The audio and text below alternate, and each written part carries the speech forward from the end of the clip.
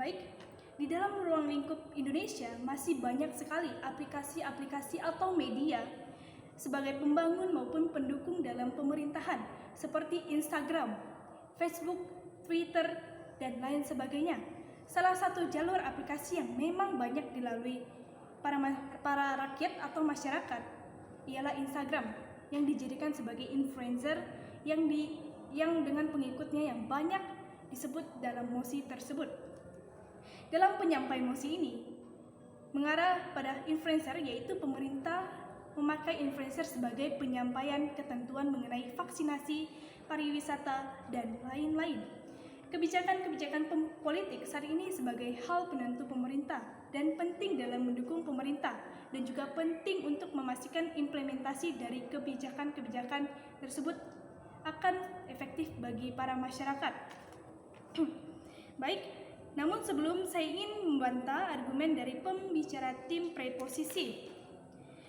Pihak pembicara preposisi menyatakan bahwa influencer tidak memberikan pengaruh yang baik kepada para masyarakat karena mereka tidak menguasai hal yang memang harus disampaikan secara benar dan disosialisasikan. Menurut saya, hal ini salah. Mengapa?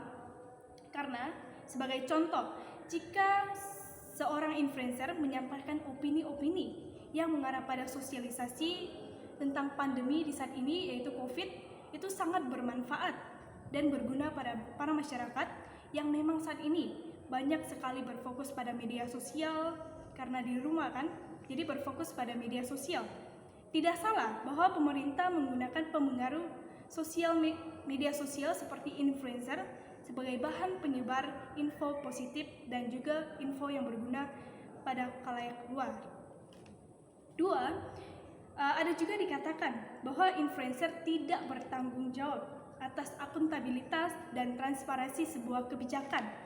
Hal ini tidaklah benar, karena dilihat lagi bahwa para influencer sangat bertanggung jawab atas penyampaian informasi dengan etika yang memang dapat dicontohkan pada masyarakat.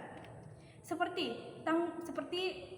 tanggung jawab dalam menyampaikan informasi dengan baik dan benar, menggunakan etika yang baik dan sopan dalam menyampaikan info tersebut, dan juga bertutur kata yang baik.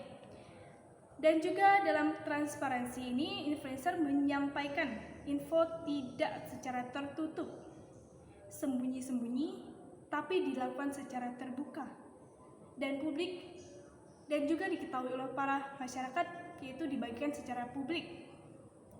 Juga dikatakan influencer berfokus pada banyak orang, tidak kepada konten kebijakan yang disampaikan nanti. Bukankah dengan sasaran kepada orang banyak ini sudah tepat dengan tujuan penyampaian info dari pemerintah kepada orang-orang banyak atau pihak masyarakat? Untuk itu di sini saya akan menyampaikan argumen saya yang tidak setuju dengan argumen pembicara preposisi tadi. Baik, saya selaku pembicara dari pihak oposisi menentang mosi ini yang menyatakan bahwa pejabat pemerintah dilarang menggunakan pengaruh media sosial atau disebut juga influencer dalam mensosialisasikan kebijakannya. Karena menurut pandangan saya, influencer adalah orang yang dapat menyampaikan kebijakan pemerintah kepada pihak pengikutnya yang banyak tersebut. Dari pengikutnya itu juga dapat membagikan info-info penting yang dibagikan influencer tadi kepada pihak-pihak lain.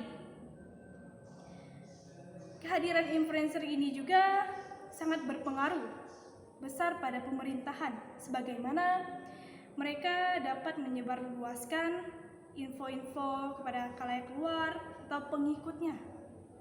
Di awal, jika pemerintah tanpa menggunakan jasa influencer dengan pengikutnya yang banyak, yang luas, yang banyak dikenal orang, tapi influencer ini tidak mengenalinya, itu tidak masalah.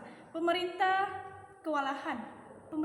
akan kewalahan hal dalam penyampaian info-info penting, sehingga dengan hadirnya influencer ini pemerintah menjadi lebih terbantu, lebih tidak dibebani dalam penyampaian info, dan juga adanya penghematan waktu yang banyak dan juga cepat diterima atau ditangkap oleh orang-orang luar atau masyarakat yang memang menggunakan media sosial ini. Contohnya, seperti yang dikatakan pemerintah terkait sosialisasi COVID-19 dengan mengundang influencer untuk melakukan sosialisasi kepada para masyarakat luar. Hal ini dilakukan Menteri Pariwisata dan Ekonomi Kreatif Wisnuwatama. Tujuan dari pertemuan ini atau pengadaan ini dilakukan untuk mengedukasi para masyarakat khalayak luar. Ada juga peranan media sosial atau influencer ini juga sangat penting, memang sangat diperlukan dalam membangun masyarakat karena media sosial atau influencer ini dapat mempengaruhi masyarakat secara langsung mengenai program-program pemerintah lainnya agar program pemerintah ini sampai kepada masyarakat dengan baik dan benar dengan info yang baik. Maka tidak ada hal-hal yang harus ditutupi. Saya yakin dengan adanya media sosial, influencer bangsa Indonesia ini akan memiliki kehidupan yang akan lebih cerah lagi di kemudian hari. Hanya saja media sosial atau influencer digunakan dengan hal-hal yang bermanfaat. Maka dari itu, mengingat influencer adalah orang yang bisa merangkul orang-orang banyak, orang-orang dari pihak luar, dan orang-orang yang memang tidak dikenalnya menjadi satu yang banyak, tepat sekali pemerintah menggunakan jasa influencer untuk menyebarluaskan informasi kepada khalayak luar atau luas di era digital ini dan juga di masa pandemi ini. Sekian dari pendapat saya. Jika ada salah kata atau pengucapan, saya mohon maaf dan terima kasih.